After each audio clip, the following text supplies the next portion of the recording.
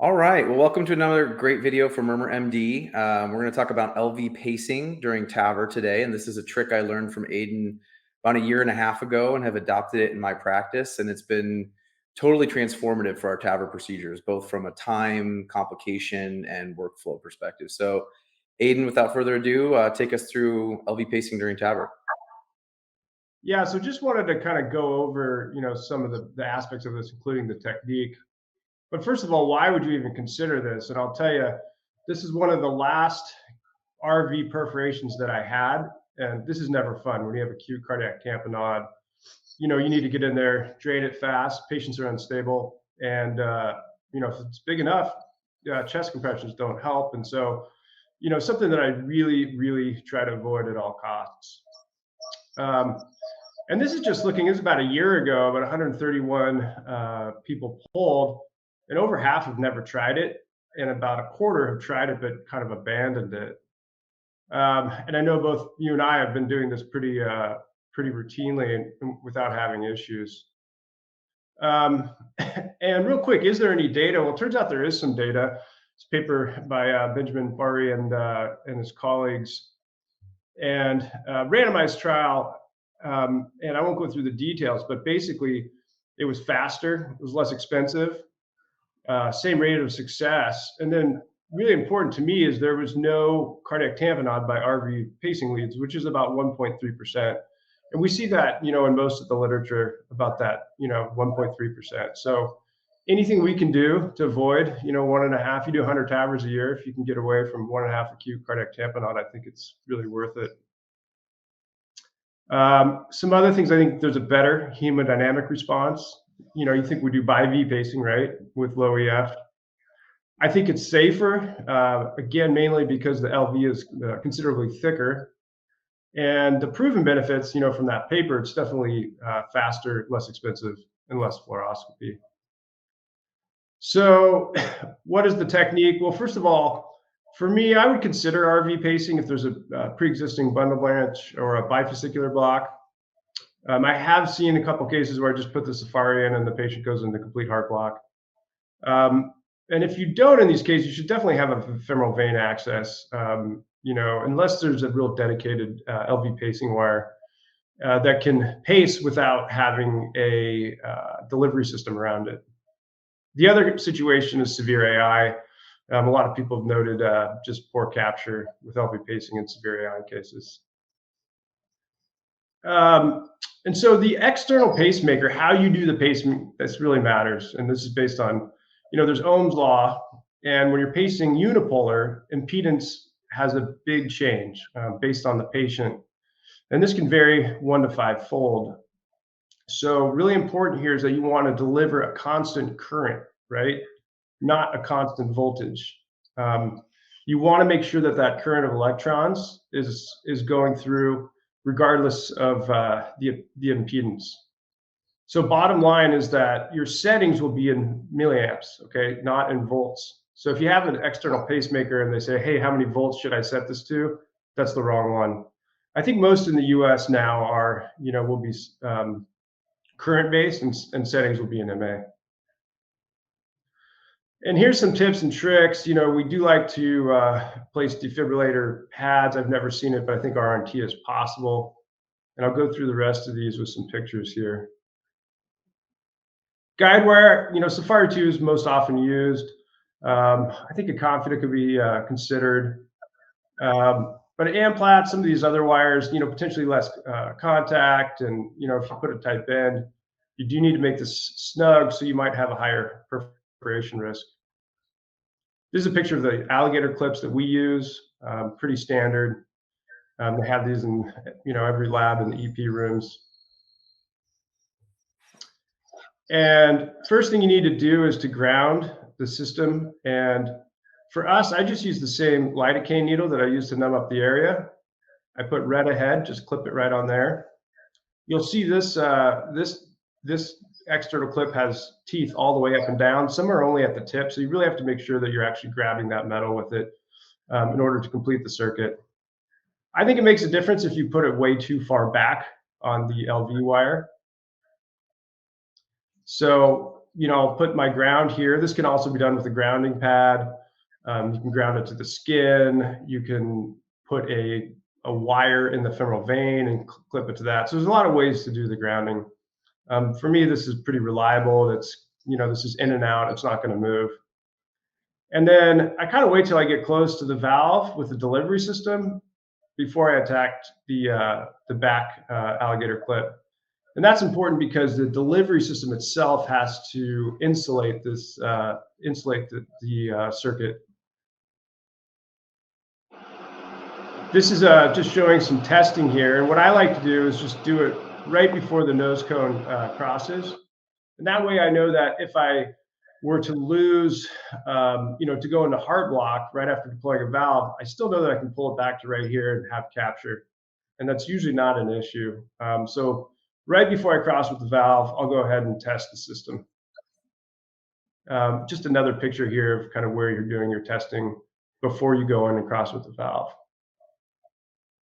Now, this is a really important slide here. When unipolar pacing, it's a little bit hard to know if you have capture because you have these big artifact, right? It's not like bipolar pacing. So what you really want to do is just follow the hemodynamics. And I will test in VVI. I will do this in VOO because I don't want to have any oversensing. So when you do that, you might have some extra beats and it might look a little wonky at first, right? Because you're just overdrive pacing here. But as you get towards the end of the run, you'll see a real good hemodynamic response. You can see these RR intervals are increasing here. Decreasing. So you're pacing at a faster rate. I start at 120, go all the way up to 200. This is a case from last week. Kind of had a new person on the pacer, and they came on and they ramped up really quick, right up to 200. And this kind of is what happens sometimes if you come on too fast. This is why I like to do the ramp pacing. Yeah. And didn't really move the wire at all. Same patient. And I just said, hey, let's do that a little bit slower. So come on at 120, and over 2 or 3 seconds, then you ramp up. Again, a really nice hemodynamic response. And once you get up to a rate of about 220, you've really got that ventricle entrained. And again, just another example here. So when you really get this RR interval up, you get a nice hemodynamic response. And with the ventricle entrained, it's almost impossible to get a PVC to come through. This is an image here showing just some wire compression. You got to get a feel for it as you put your wire in where the apex is. You want it snug. You obviously don't want to go through the apex. I think with these pre-shaped wires, you're pretty safe. The ventricle and aortic stenosis is going to be thick and pretty unlikely that you're going to put a wire through just by pushing up nice and snug. Just another example here. Hey, do you check that in RAO, or are you just staying in whatever your deployment view is? I just stay in my deployment view, which is for other reasons. No matter, even when I load the valve, everything, I always just stay in the same view, just so I don't get confused and forget about going back to the right view. So once we get our angle set up, I don't move the II at all.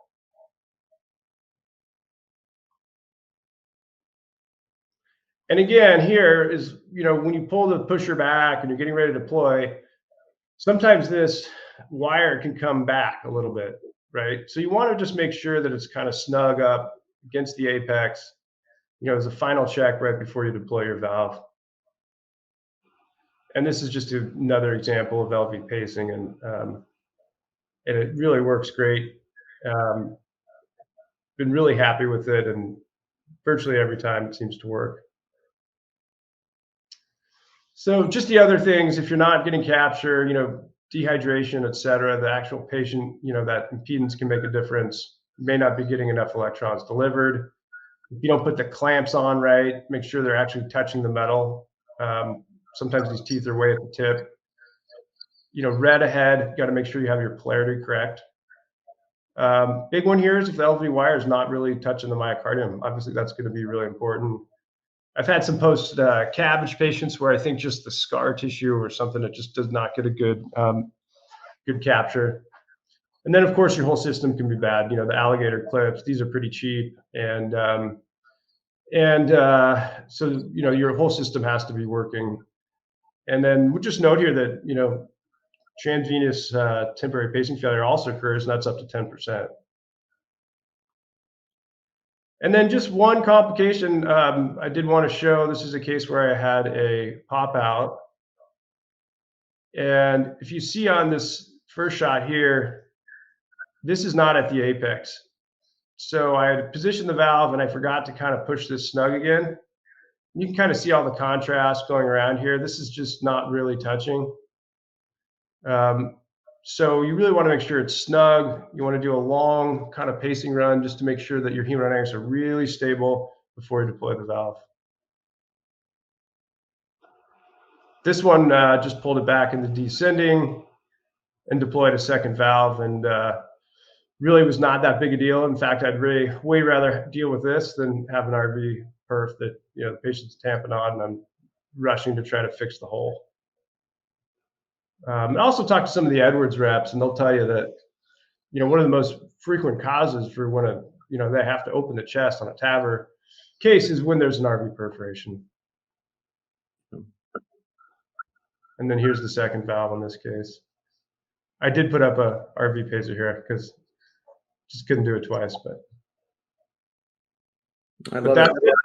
That's a great presentation, Aiden. So, I think I echo a lot of the points that you talked about today. I think getting the alligator clips is critically important, making sure you get red ahead, black on the back, whatever your mnemonic you want to use.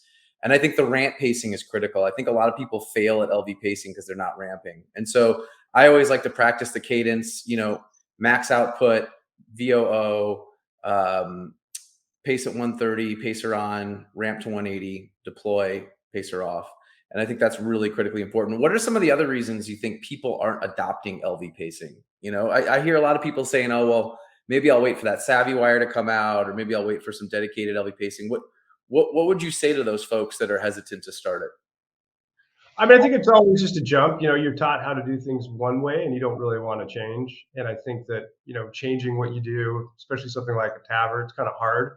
But I think there's good reason to do it, especially avoiding these RV perfs.